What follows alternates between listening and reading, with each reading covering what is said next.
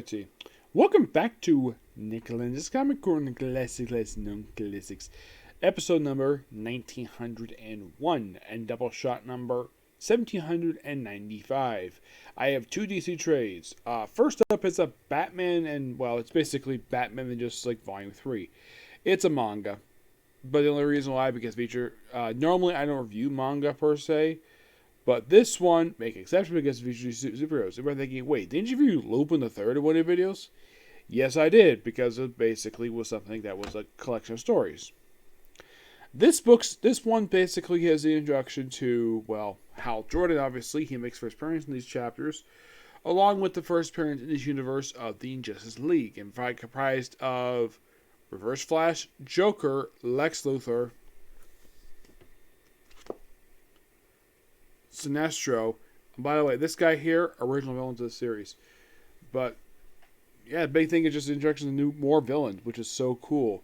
We also see that the new character Ryu, he gets reunited with his mom, and well, she gets brought back to him. Yep. Now the story does not end there, not necessarily, but that's pretty much in a nutshell what kind of happens in here. So we kind of leave something more with the guy with the mask. But that's simply this book in a nutshell. It's really good. Also, let's find out that Bruce Wayne is Batman. Yep. Yeah, besides that, pretty good book. Give this book 8, 9 out of 10.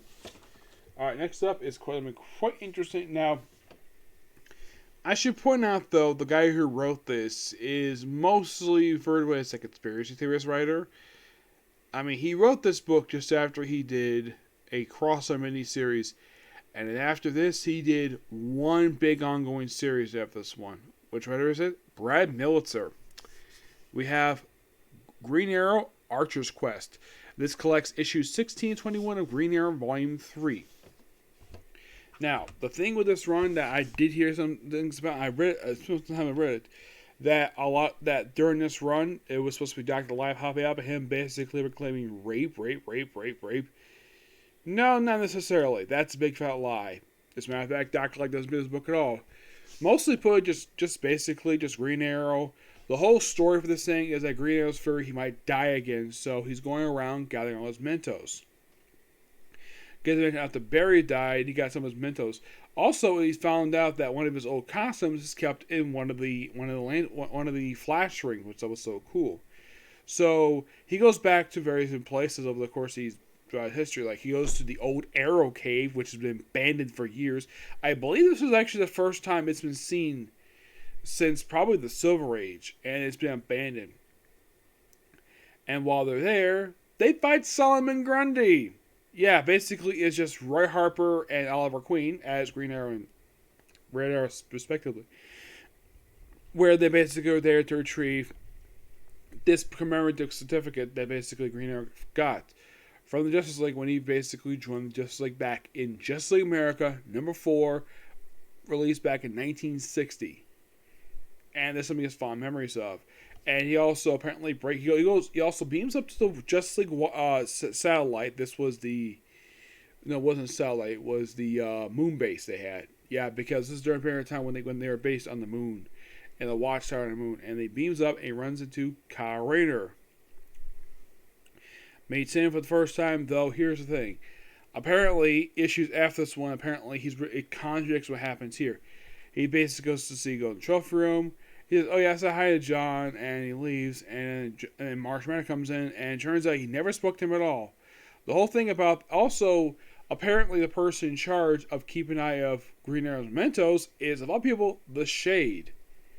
And the way it's written here, it's like Roy Harper thinks he's still a suit villain. Despite the fact when these issues came out, I think, which is a year or two after the Starman series by James Thomas just ended, and it was great to see the Shade. I think he's written really, really good by Brad Militzer, and this is just a really good book. Yes, something I personally enjoy reading. By the way, the artwork here is done by Phil Holster, which he was the original artist in this run. By the way, love this entire artwork. I'll talk more about him in future videos when I discuss more about his run. And keep with this guy only did the first 45 issues of this 75-issue run. Yeah, he had quite lengthy of a run. That's why he stopped at a particular time. I don't know. The thing with this book is it's just a lot of really good fun. Brad Militzer paying a lot of respect to Green Arrow.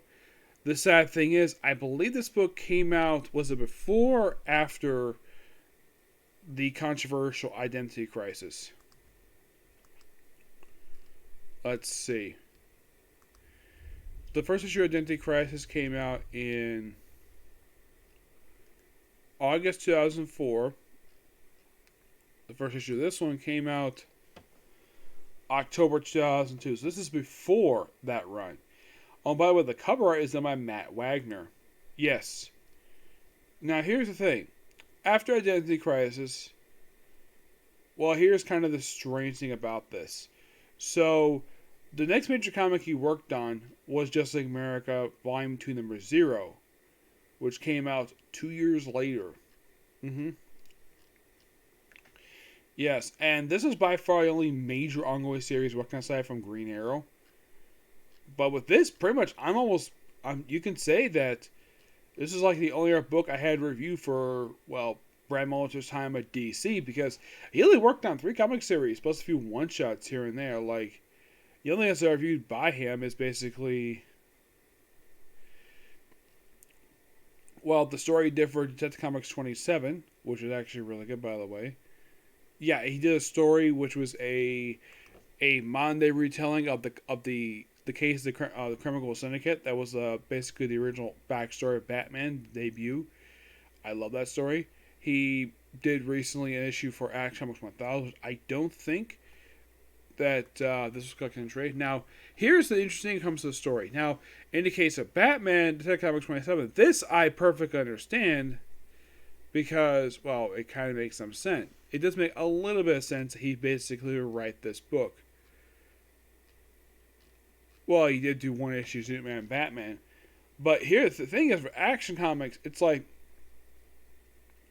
here's the thing when it comes to Action Comics 1000.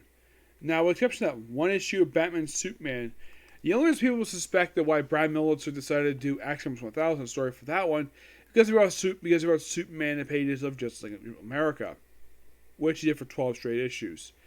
Yep. But in the case of this book, reviewing this book right now, series-wise, he's all done. I reviewed all 3 series he worked on now. If I'm thinking which one to do first, I think I did Just Like America first, then I did Identity Crisis, now I did Archer Quest. So, with the exception of a few one-shots, I'm pretty much in the way of capped off Brad Militzer's time at DC. So, yes, this is pretty much it for this particular review. Not much to talk about here. So, next one, more Green Arrow. Okay? Thanks for you. Bye.